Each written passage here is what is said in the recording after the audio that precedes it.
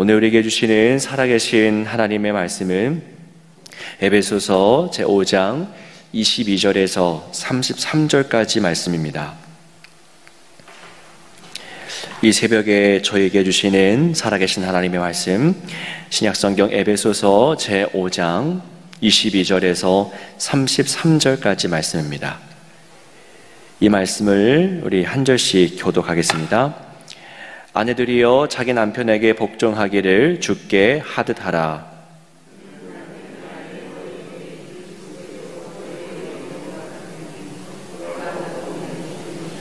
그러므로 교회가 그리스도에게 하듯 아내들도 범사에 자기 남편에게 복종할지니라.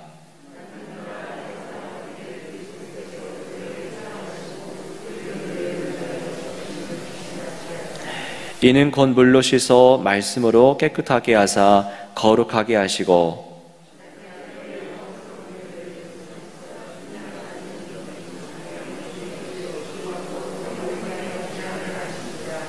이와 같이 남편들도 자기 아내 사랑하기를 자기 자신과 같이 할지니 자기 아내를 사랑하는 자는 자기를 사랑하는 것이라.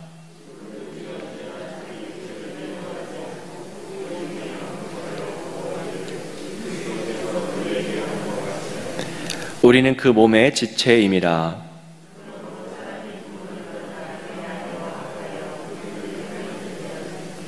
이 비밀이 크도다. 나는 그리스도와 교회에 대하여 말하노라. 그러나 너희도 각각 자기의 아내 사랑하기를 자신같이 하고 아내도 자기 남편을 존경하라. 아멘.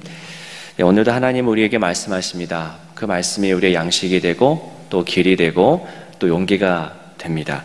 그 말씀으로 하나 되어서 부르짖는 시간에 하나님의 깊이 또 경험하게 되기를 소망합니다.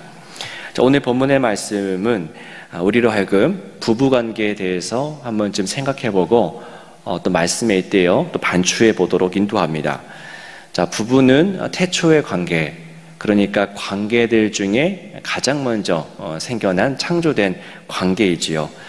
모든 인간관계들 참 다양하게 있지만 가장 먼저 세워진 관계가 남편과 아내, 그 부부의 관계라는 겁니다.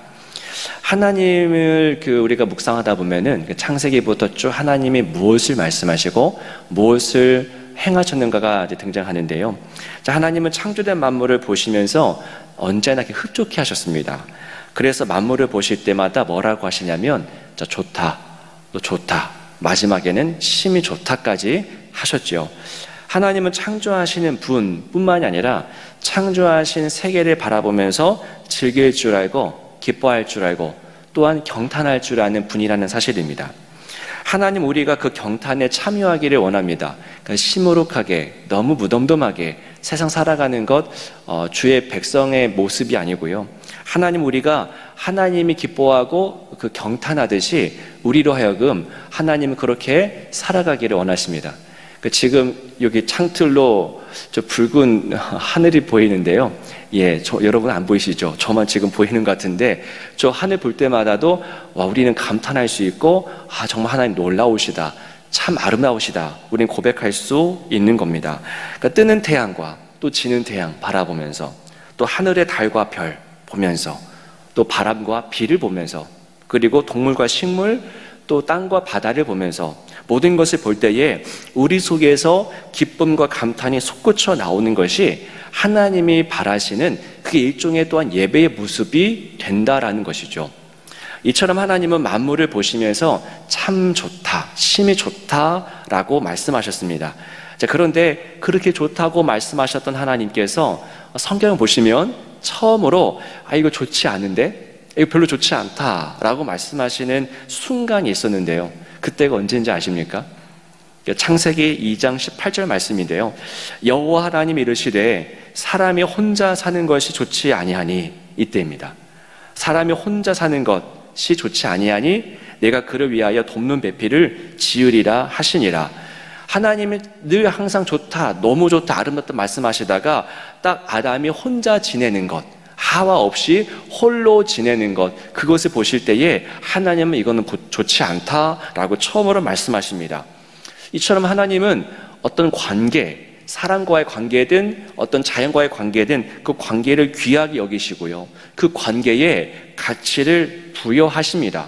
물론 사람들마다 MBTI 상으로 보면은 어떤 분은 E 성향, 어떤 사람은 I 성향, 그래서 외향성, 내향성 나누지만은, 그러나 아무리 내향형의 사람이라 할지라도 관계를 우리는 포기할 수 없는 것이죠. 왜냐하면 하나님이 관계를 추구하시고 관계에 의미를 부여하시기 때문입니다.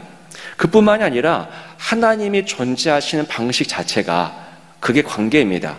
그러니까 관계가 좋다, 귀하다 여길 뿐만이 아니라 하나님이 존재하시는 방식 자체가 그게 관계인데요, 바로 삼위일체입니다.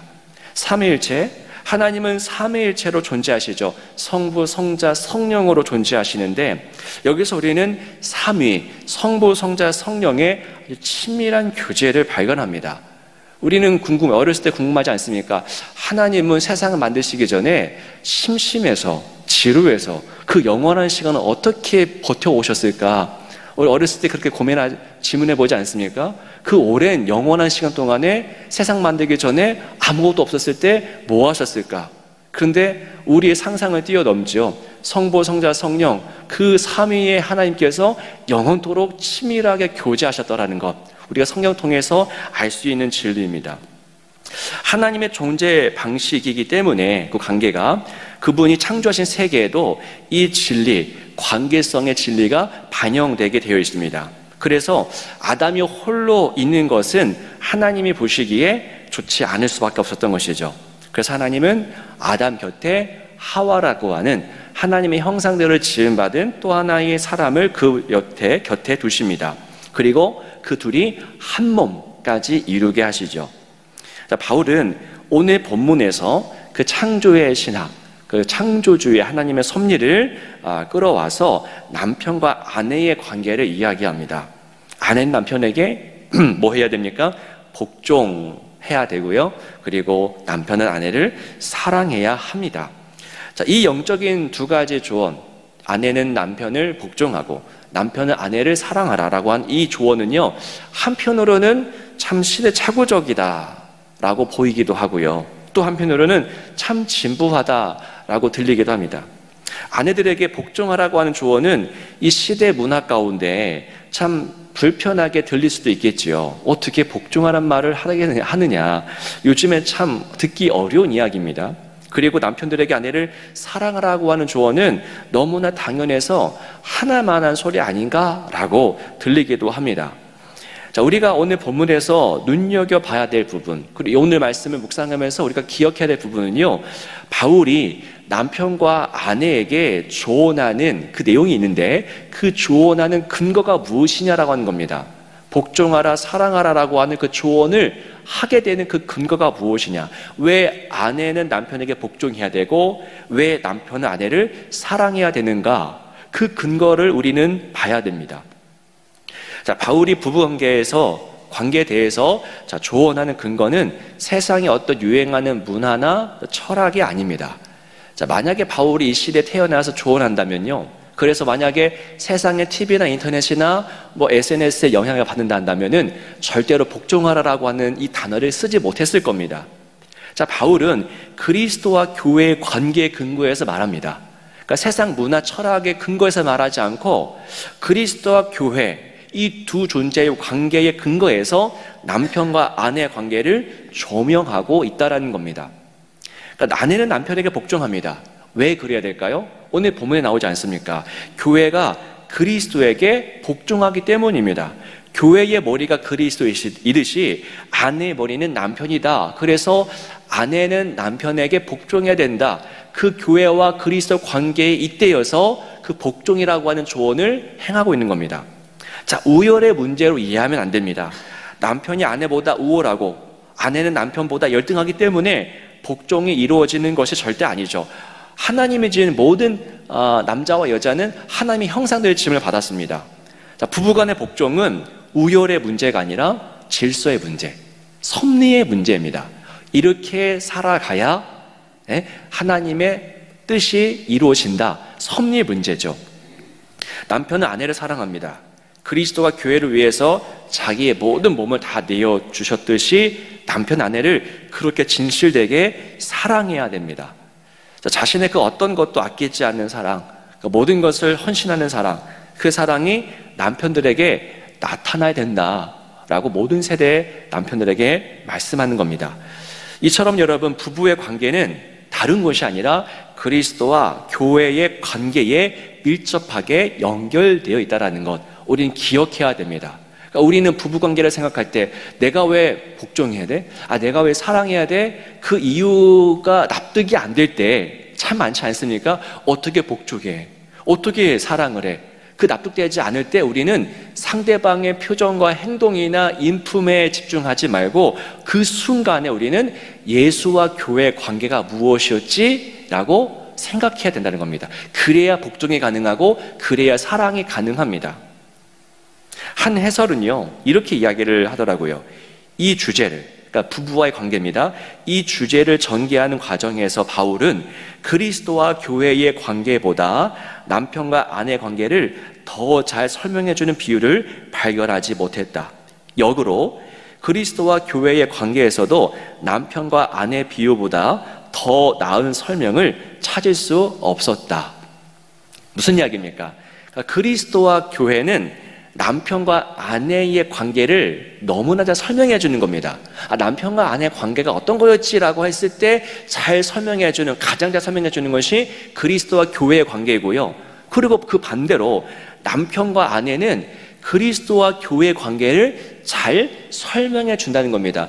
예수와 교회 관계가 무엇이지? 남편과 아내가 한 몸을 이루는 그 유기체적인 관계가 바로 그리스도와 교회 관계구나. 그러니까 서로가 서로를 설명해 준다고 하는 것이죠. 즉 하나님은 이 부부의 관계를 통해서 우리가 그리스도와 교회의 관계를 이해하도록 인도하셨고요. 또한 그 반대로 그리스도와 교회의 관계를 통해서 남편과 아내들이 서로 어떻게 대해야 하는지 이해하도록 이끄셨다는 겁니다. 그 부부관계와 이 교회, 서로가 서로를 설명해 준다고 하는 것이죠. 우리는 이 본문을 통해서 교회란 무엇인가 이해할 수 있고요, 동시에 남편과 아내의 관계란 어떠해야 되는가, 이것도 우리는 알 수 있습니다. 바울은 남편과 아내들에게 조언하죠.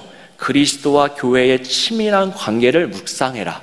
묵상하고 그것에 본받으라. 그러니까 서로의 얼굴을 보면은 복종할 수 없고 사랑할 수 없을 수 있는데요, 그런데 그게 아니라 서로를 바라볼 때에 교회와 그리스도의 관계를 통해서 서로를 바라보라. 그게 방법이다라고 말씀하는 겁니다.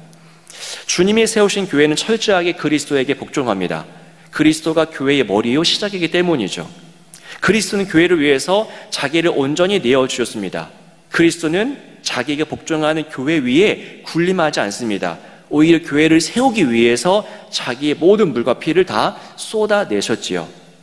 하나님은 남편과 아내의 관계 속에 이러한 영광, 교회가 그리스도를 향해서 복종하고 그리스도가 자기의 물과 모든 피를 다 쏟아내었듯이 남편과 아내 관계 속에 이러한 친밀함과 영광이 막 반영되기를 원하셨습니다. 세상에서 말하는 부부간이 있죠. 요즘에 영화나 드라마를 보시면 그 드라마 속에서, 영화 속에서 묘사하는 부부의 모습들이 있습니다. 친밀한 모습도 있지만은 그렇지 않은 처참한 광경들도 너무나 많이 발견되죠. 그 로마서 말씀에 이 세대를 본받지 말고, 저희가 종종 이 최근 예배 가운데 자주 언급되는 말씀인데요, 이 세대를 본받지 말라고 주님께서 말씀하셨는데요, 우리가 본받아야 할 것은 세상의 문화가 아닙니다. 이런 맥락에서 우리는 일종의 반문화 공동체로 살아가는 것이죠.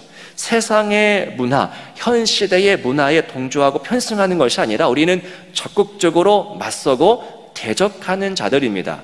세상에서 부부관계를 이렇게 좀 가볍고 결핍 가득한 모습으로 그린다고 해서 우리가 거기에 동조하는 것이 아니라 철저하게 대적하는 것이 우리의 부르심입니다. 여러분, 우리의 가정을 보십시오. 내가 남편을 어떻게 대하고 있는지, 내가 아내를 어떻게 대하고 있는지, 그리스도와 교회의 관계를 닮았는지 아니면 세상에서 묘사하는 그 모습을 닮았는지 보시기 바랍니다. 여러분, 악한 세력은 분명히 부부의 관계를 해체하고 무너뜨리려고 할 겁니다. 왜냐하면 이 부부의 관계가 모든 관계의 시작점, 하나님이 창조하신 모든 관계의 첫 단추이기 때문입니다. 하나님이 창조하신 이 세계를 무너뜨리는 것이 악한 세력, 악한 영의 목적인데요. 그 목적을 달성하기 위해서 그들은 반드시 부부의 관계를 해체하려고 할 겁니다. 이것을 해체하면 세상 모든 관계가 온전하지 못할 것이기 때문입니다. 여러분, 이 과정, 그리고 이 부부 관계를 디자인하신 분, 하나님이십니다. 그분이 가장 잘 아시죠. 이 가정이 어떻게 해야지 잘 세워지는지 가장 잘 아시는 분이 하나님이십니다. 그 방법이 무엇입니까? 아내는 남편을 향해서 존경과 사랑과 또 복종의 마음, 또 남편 아내를 대할 때에 예수가 자기의 모든 몸을 다 내어주시듯이 사랑하는 그 모습, 이런 모습으로 살아갈 때에 하나님이 지으신 가정이 온전해질 수 있다. 그 메커니즘을 하나님이 말씀하시는 겁니다. 왜 하나님이 디자인하신 대로 우리가 살지 못하는가? 우리 한번 질문해 봐야 돼요. 그 원인 가운데 핵심은 죄가 있겠죠. 죄 때문에 하나님이 원하시는 대로를 복종하지 못하고 사랑하지 못하는 겁니다. 그 모습이 보인다면요, 이것은 단순히 가정 윤리의 문제가 아니라 영적인 문제인 것을 우리는 깨달아서 우리는 회개할 수 있어야 되고 무릎 꿇을 수 있어야만 합니다. 여러분, 남편과 아내에 대한 우리의 인식과 우리의 가치관을 다시 한번 되돌아보십시오. 세상의 것이 깃들어 있는지 아니면은 하나님의 말씀 위에 서 있는지, 부부의 관계를 온전히 세워가는 것은 단순히 가정만을 위한 게 아님을 기억해야 됩니다. 그 일은 하나님의 창조 섭리, 하나님의 나라를 위한 거룩한 사명이 되는 것입니다. 너 멀리 다른 대륙에 가서 복음을 전하는 것만 거룩한 사명이 아니라 오늘 내가 남편을, 내가 아내를 이 말씀대로 순종하면서 행하는 것이, 그것이 하나님 나라를 위한 거룩한 사명이 된다라는 겁니다. 아내는 남편을 복종하고 남편은 아내를 사랑하는 이 하나님의 섭리를 이루는 복된 가정 되어서 정말 하나님의 뜻을 이뤄나가는 그런 가정을 이루는 복된 삶 되시기를 주의 이름으로 축원합니다. 기도하겠습니다.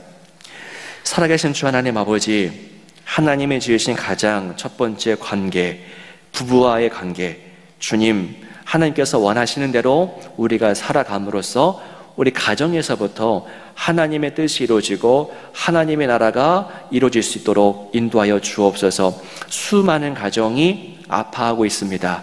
주님, 그 모든 가정들을 어루만져 주시고 말씀 앞에 순종할 수 있는 거룩한 마음을 우리 모든 가정들에게 심어 주옵소서. 주 예수 그리스도 이름으로 간절히 기도하옵나이다.